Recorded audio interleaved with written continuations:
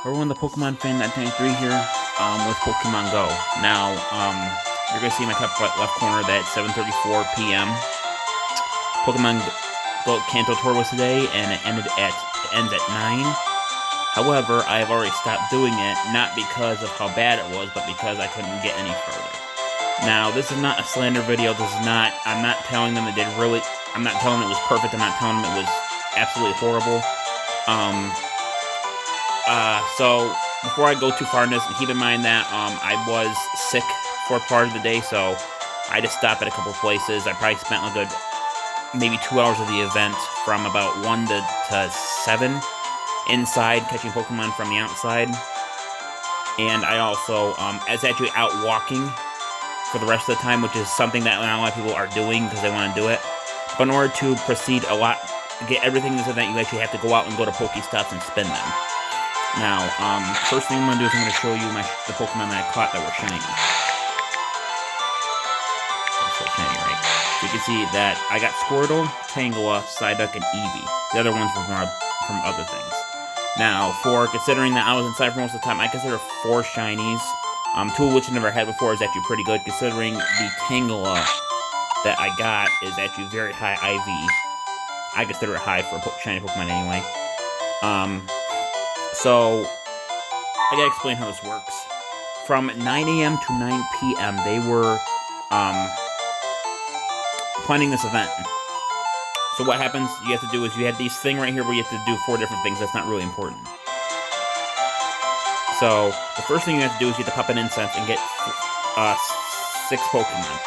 From what I can see from the silhouettes, it looks like Sandshrew, Vulpix, Seal, I think, Bellsprout, Magmar, and Pinsir. That was not hard. You pop an incense, they come pretty quick. Now, when you choose the thing, you choose either red or green. Just like in the Pokemon games, there are version exclusives available. I completed this task. I had the green version, my friend of the red version, so he traded me a Oddish, Ekans, Mankey, Growlithe, Scyther, and Electabuzz. That was pretty easy. Now, from 6 to 7, they had the Pallet Town Go Tour, which means that these Pokemon would pop up for an hour. And then they move on to the next one. So you can say I complete the Pallet Town, then they move to Pewter City for an hour, Cerulean City for an hour, Fuchsia City for an hour, and Pokemon Go League for an hour. Pokemon League for an hour. And then after that, they would loop it. They would do the same hour again until 7 p.m. Then from 7 p.m. to 7 a.m. to 9 p.m., they would do a combination of all the Pokemon at once. That was actually considering this is their first event that's a multiple collection thing like this, I consider that pretty smart.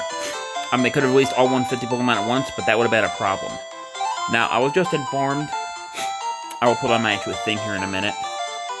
My friend here actually put this out. He retweeted this that said that there was problems with the Pokemon Go Tour tickets.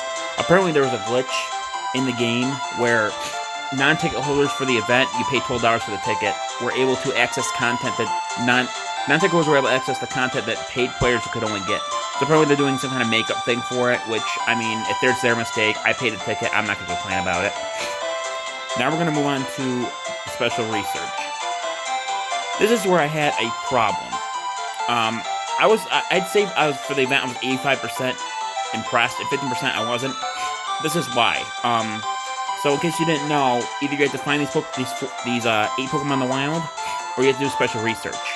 Now I found, actually, the hardest one for me to find was Chansey and Aerodactyl, but I found them.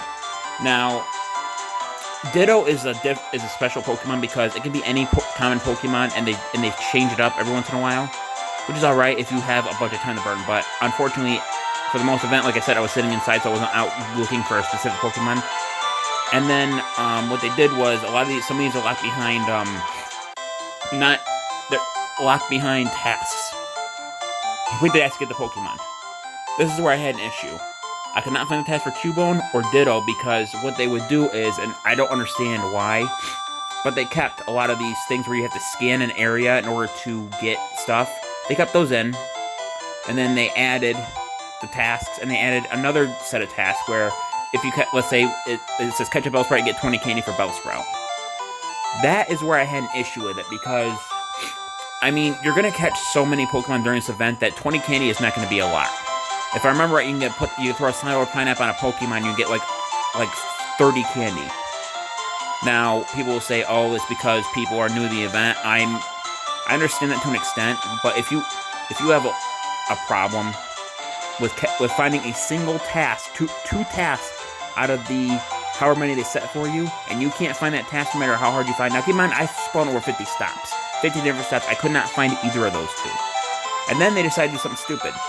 Is that one of the tasks was hatch an egg and you get Eevee. And that's what threw me off, was Eevee is a very common Pokemon, like ridiculously common. Like, I caught a shiny Eevee while I was looking for Ditto. The other one was you hatch 3 eggs and you get a Snorlax. Now, during this event, they had Articuno, Mewtwo, Moltres, and Zapdos in 5-star raids. And then they had, I think it was Snorlax, Kangaskhan, Mr. Mime, and one other Pokemon in 3 stars. Now, they also made it so those Pokemon pop up, the raids pop up insanely quickly, like almost seconds after the last one ends. And they also set the timer from 45 minutes. It's an hour when the egg appears to the egg hatches.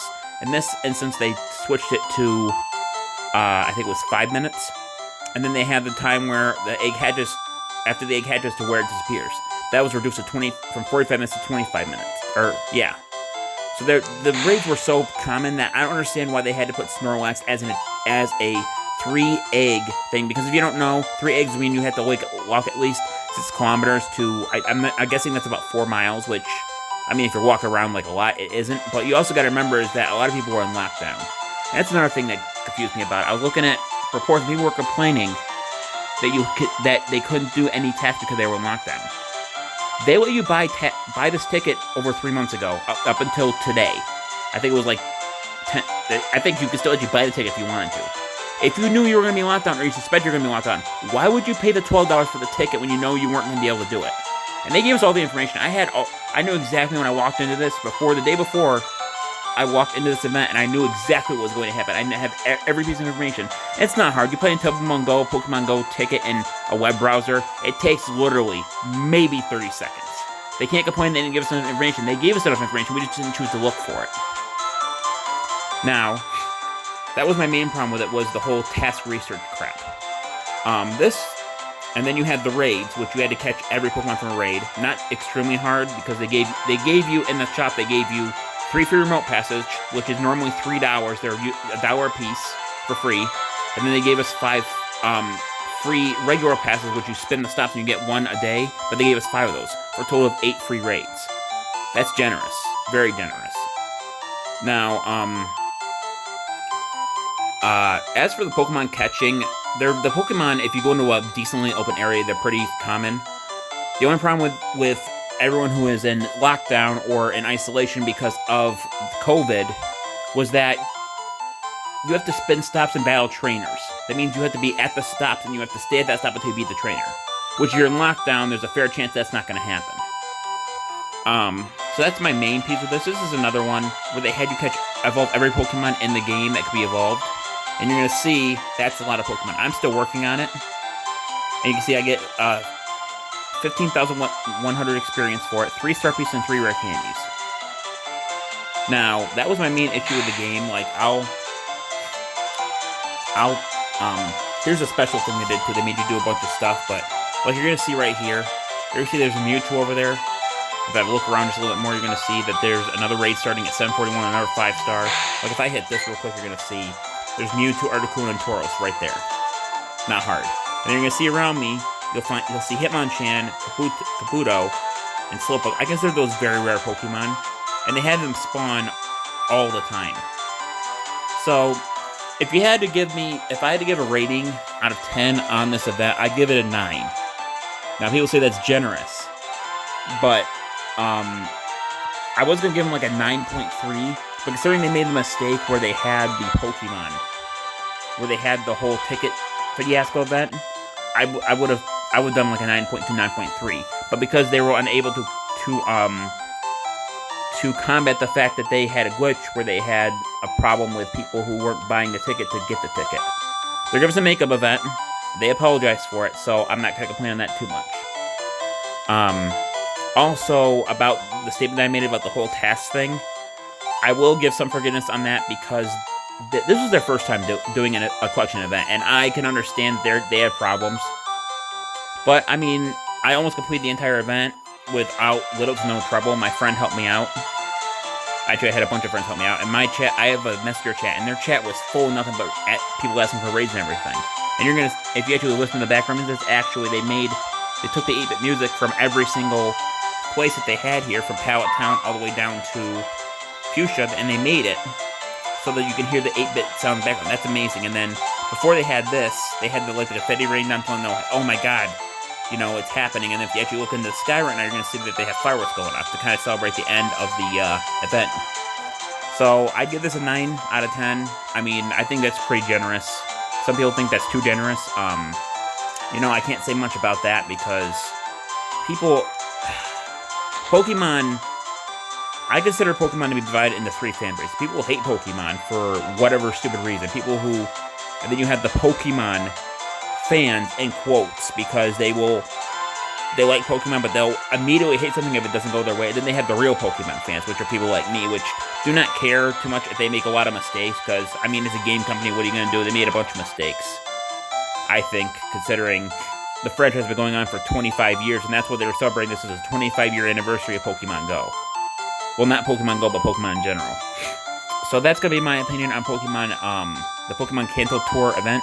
I would thank everyone for watching. This is the Pokemon Fan 1993 signing off. I'll see you guys in the next video. Until then, take care. Bye-bye.